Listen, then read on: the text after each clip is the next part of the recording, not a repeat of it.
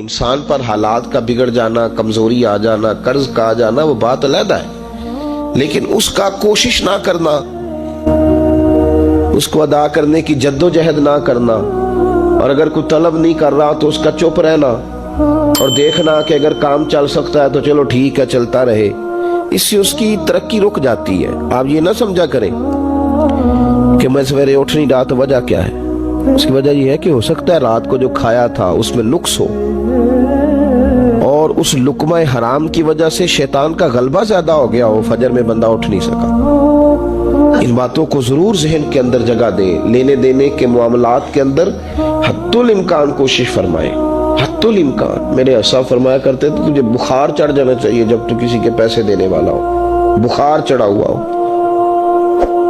और तू फटाफट इस कोशिश में लगा हुआ हो कि यार अपने पैसे ले लें, किसी तरीके से मेरी जान छोड़े, तो याद रखें कि बुखार चढ़े इंसान को, हमारे लेने देने के मामलात में बड़ी सुस्ती होती है।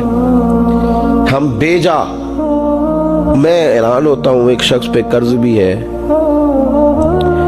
तो वो एसी वाले कमरे में भी सो रहा है, वो छोटे गोश्त के साथ रोटी भी खा रहा है, वो अपनी जिंदगी सारी मौज में बिता रहा है और वो उसको कर्ज भी देना है। उसको तो चाहिए था कि वो एक जोड़ा पहनता बाकी बेच देता, पहले अपनी रूह को आजाद कराता, इसलिए कि जब तक उसके जिम्मे कर्जे उसकी रूह जकड़ी हुई है।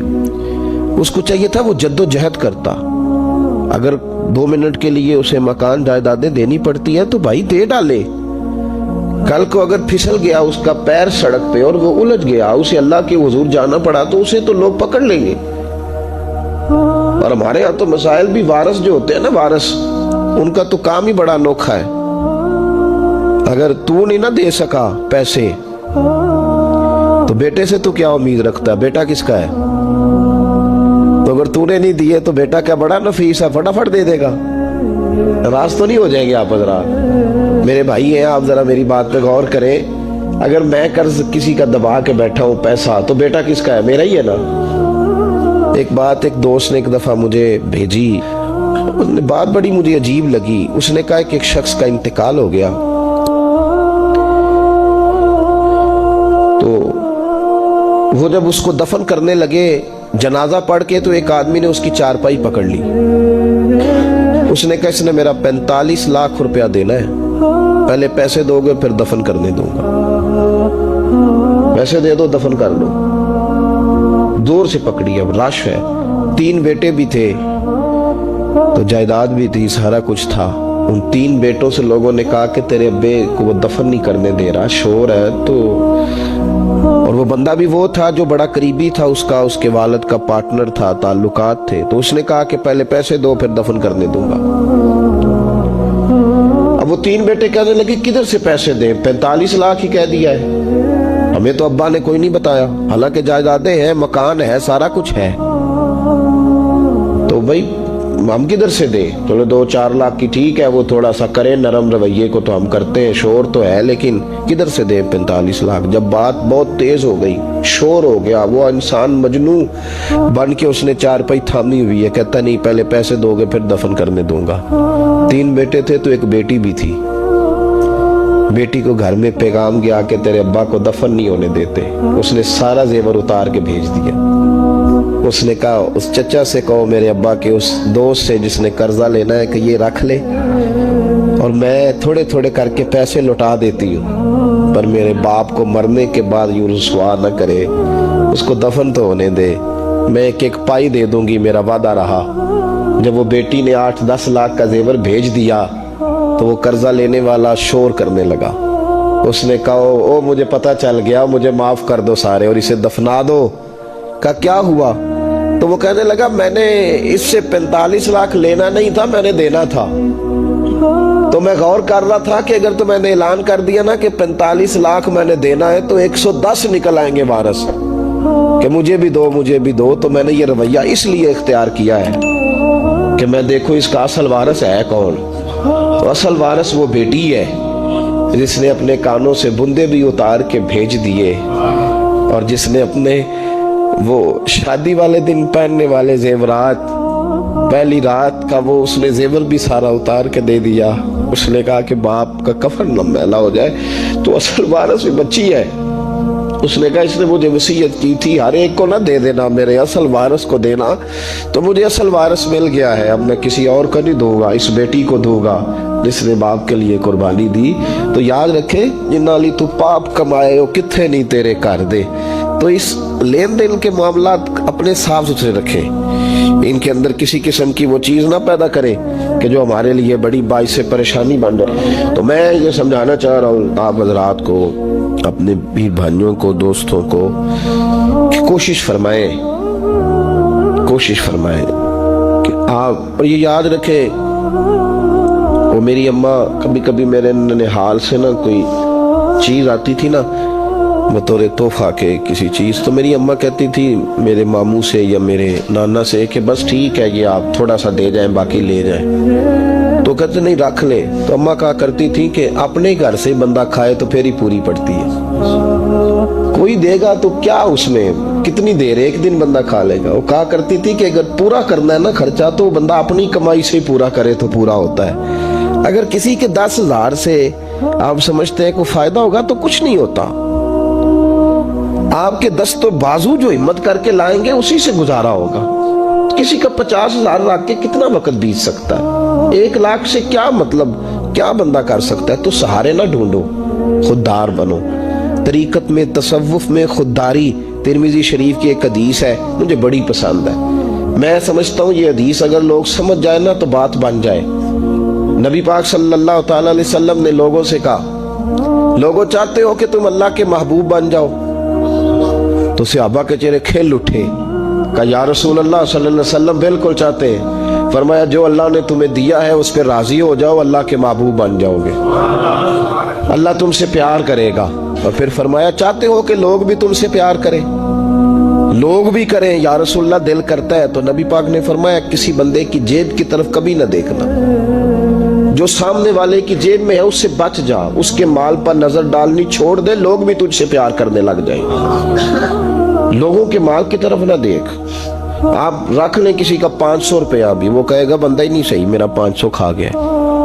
ये मत समझे कि बड़ा अमीर था उसको फिक्र ही कोई नहीं ना। इन मामलात के अंदर लोग कहीं ना कहीं बोल ही जाते हैं, कहीं ना कहीं बात कर ही जाते हैं, किसी न किसी जगह जुबान फिसल ही जाती है।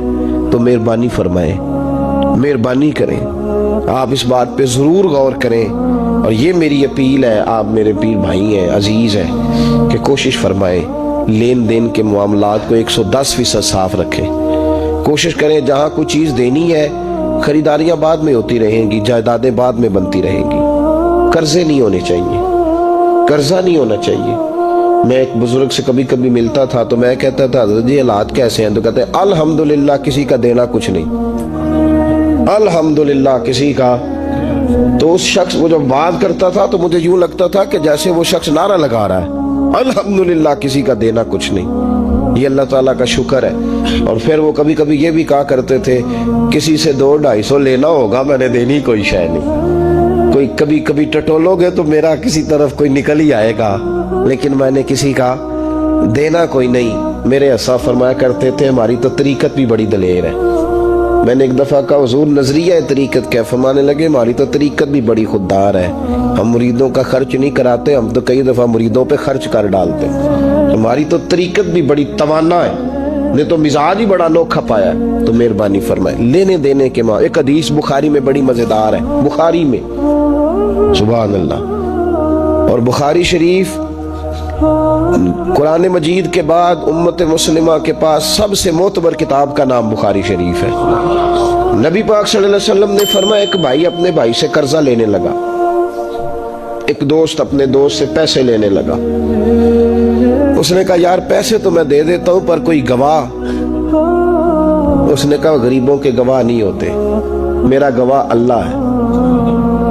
उसने कहा किसी की जमानत दे दो। उसने कहा मेरी कौन जमानत देगा, मेरी जमानत मेरा अल्लाह ही देगा। वो बात हो गई, 1000 दिनार उसको बात बड़ी पसंद आई। कहा अल्लाह के नाम पर तू कहता है, अल्लाह भी गवाह है हमारे दरमियान और अल्लाह ही जमानती है, तो ले ले पैसे। 1000 दिनार दे दिए। अब वो बंदा दरिया के पार चला गया। मैंने ये देखें, اب اس حدیث سے آپ درس دیکھیں، یہ حکایت نہیں، یہ میرے رسول پاک کا بیان کیا ہوا فرمان ہے۔ اس کی صداقتوں پہ دیکھیں، اور بخاری کی حدیث کے جملے کتنے حسین ہیں۔ نبی پاک صلی اللہ علیہ وسلم نے فرمایا وہ جس نے پیسے لیے بطور قرضہ وہ دریا کے پار چلا گیا، محنت مزدوری کرتا رہا، جب مقررہ وقت آیا تو اس نے 1000 دینار جو وعدہ کیا تھا کہ فلاں تاریخ کو دے دوں گا، اس تاریخ کو اس نے 1000 دینار لیے اور دریا کے کنارے پہنچ گیا کہ مجھے کشتی ملے تو میں اس تک پہنچاؤں، لیکن اس نے اتفاق کہ اس دن کشتی کوئی نہ ملی، بڑا انتظار کیا، کشتی کوئی نہ ملی۔ اس نے ایک لکڑی لی، لکڑی کو اندر سے پھاڑا، موٹی لکڑی ہوتی ہے نا بانس کی طرح، اس کے اندر سوراخ بن جاتا ہے، جگہ بن جاتی ہے، اس نے اندر سے اس کی کھدائی کی، اس کے اندر اس نے 1000 دینار رکھا اور ایک رکا رکھا کہ بھائی میں پہنچنا چاہتا تھا لیکن مجھے کشتی نہیں ملی تو میں 1000 دینار رکھ رہا ہوں، جس رب کی ضمانت پر میں نے لیے تھے مجھے امید ہے رب تجھ تک پہنچا دے گا، مجھے امید ہے اللہ پہنچا دے گا تیرے تک، مجھے امید ہے رب پہنچائے گا۔ یہ کہہ کہ اس نے اس کو بند کیا کسی کپڑے کے ساتھ اور بند کر کے دریا میں ڈال دیا۔ اب وہ انتظار کرنے لگا، وہ جو شخص تھا وہ بھی کنارے آیا کہ آج اس کا وعدہ ہے، اس نے آنا ہے۔ دینے والے کو ٹینشن ہوتی ہے تو میرے خیال ہے لینے والے کو بھی بہت زیادہ ہی ہوتی ہے کہ آج لینے، وہ آ گیا کنارے پہ کہ آج پیسے آنے، لیکن کوئی شے نہ آئی، ایک لکڑی بہتی ہوئی آئی تو اس نے اٹھائی لکڑی کا، چلو پیسے نہیں ملے تو ایندھن تو ملا ہے نا، گھر جا کے لکڑی جلا کے روٹی تو پکائیں گے نا۔ وہ لکڑی اٹھا کے گھر لایا، گھر لا کے جب اس کو چھیلا، توڑنے لگا کہ ٹکڑے کر کے اس سے آگ جلاتا ہوں، اس نے کھولی تو اندر سے رکا بھی نکل آیا اور 1000 دینار بھی نکل آیا۔ رب کریم کا انداز دیکھو کہ دریا کتنا چوڑا ہوتا ہے اور جو کاغذ ہوتا ہے وہ پگھل جاتا ہے دریا کے اندر، لفظ مٹ جاتے، لیکن ہر چیز کو بحفاظت میرے رب کریم نے پہنچا دیا۔ اس نے جب اس کو کھولا نا تو 1000 دینار بھی نکل آیا، مقررہ وقت پہ اسے پیسے بھی مل گئے، وہ بڑا راضی ہوا۔ اب یہ بندہ آیا کچھ دنوں کے بعد دوبارہ 1000 دینار کا اور بندوبست کر کے لایا، پتہ نہیں اس تک پہنچے کہ کہیں گم ہو گئے، 1000 دینار کا اور بندوبست کر کے لایا۔ معصوم آمنہ، حبیب کبریا، سید کون مکان صلی اللہ علیہ وسلم کس حسن کے ساتھ اپنی امت کو حسین اخلاق سکھا رہے ہیں۔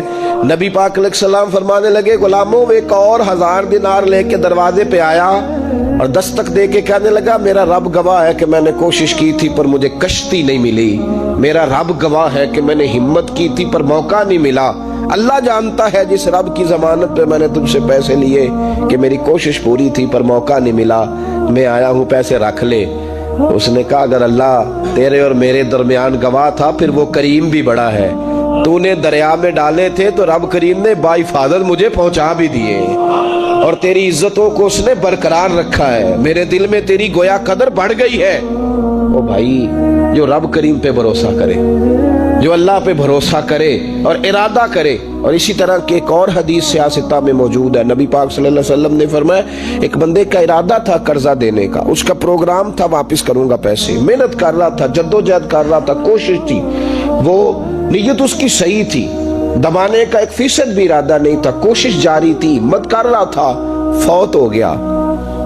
یا رسول اللہ اب کیا بنے گا؟ اگر صوفیاء اس حدیث پہ وجد کرتے، وجد آتا ہے ان لفظوں پہ، اب کیا بنے گا؟ تو میرے محبوب فرمانے لگے قیامت کے دن اللہ اپنی رحمت سے اس کے قرضے ادا فرما دے گا۔ دیکھو اتنا بھی کوئی خوش نصیب ہے جس کے اللہ قرضے ادا کرے، اتنا بھی کوئی خوش قسمت ہے رب جس کے قرضے دے، اللہ کہے مجھ سے لے لے چل یار رہنے دے۔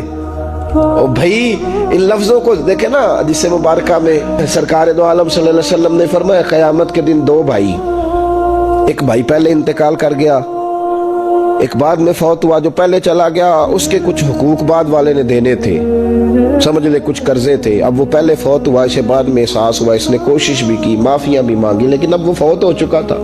تو نبی پاک صلی اللہ علیہ وسلم فرماتے ہیں قیامت کے دن چونکہ یہ معافیاں بھی مانگتا رہا، توبہ بھی کرتا رہا، بڑی اس کو صحیح احساس ہو گیا، ندامت والی توبہ کی، لیکن اب جس کا حق تھا وہ تو فوت ہو گیا، اب کیا کرے؟ تو محبوب فرمانے لگے فوت ہوگا نا، جس نے دینے تھے پیسے، جس کے ذمہ حقوق تھے، لیکن وہ جس کے دینے تھے وہ تو چلا گیا، سمجھ لیں کوئی وارث بھی نہیں، تو فرمایا جب یہ فوت ہوگا تو قیامت کے دن جو پہلے فوت ہوا تھا وہ مقدمہ کرے گا کہ یا اللہ اس نے میرا مال دبایا، میرے پیسے لے کے دے. تو رب کریم فرمائے گا چل یہ بڑیاں معافیاں مانگتا رہا، اسے معاف کر دے.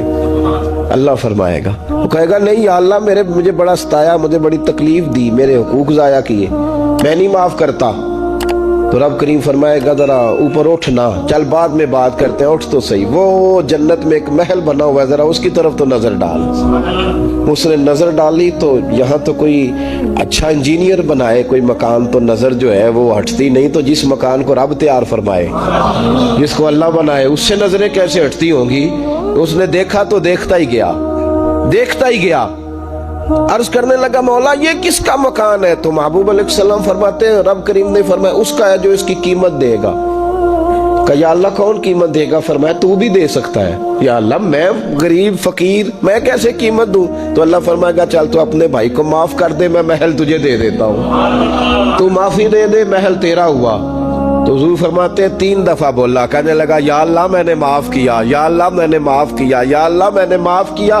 تو اللہ فرمائے گا پھر بھائی کا بازو پکڑ، وہ ایک محل نہیں، وہ ایک ہی نقشے کے 2 بنائے ہوئے ہیں. اس کا بازو پکڑ، دونوں جنت میں چلے جاؤ، میں نے تم دونوں کے لیے گھر بنا دیا ہے. تو اپنے معاملات صحیح کرنے کی کوشش کریں، اپنے معاملات صحیح کریں. ہم اس سلسلہ عالیہ میں داخل ہیں کہ حضور غوث اعظم رضی اللہ تعالیٰ عنہ کے والد کا مشہور واقعہ ہے کہ بھوک لگی تھی تو دریا میں بہتا ہوا سیب کھا لیا تھا. سیب کھا لیا غوث اعظم کے والد نے. تو پھر کہنے لگے اوہو یہ میں نے کیا کیا. جس سمت سے وہ سیب آیا تھا وہاں جانے لگے. وہاں ایک باغ تھا، پیچھے جا کے ٹہنیاں جھکی ہوئی تھی، تو یہاں سے سیب آیا. باغ کے مالک بھی بزرگ تھے، ان سے جا کے کہا غلطی سے کھا لیا ہے، معافی مل جائے. انہوں نے کہا معافی اتنی جلدی نہیں ملتی. کیسے ملے گی؟ فرمایا 12 سال مالی بن کے میرے باغ کی نوکری کر. تو خدمت کرنے لگے. تو حضور غوث اعظم کے نانا جی کہتے ہیں بچہ مجھے بھاگ گیا. کہنے لگے حضور چلے معاف کر دیں اب. تو کہا معافی نہیں ملے گی، میری ایک بیٹی ہے، آنکھوں سے اندھی ہے، آنکھوں سے اندھی، کانوں سے بہری، زبان سے گونگی اور پیروں سے لنگڑی، اس سے نکاح کر، پھر معافی ملے گی. کھایا کیا؟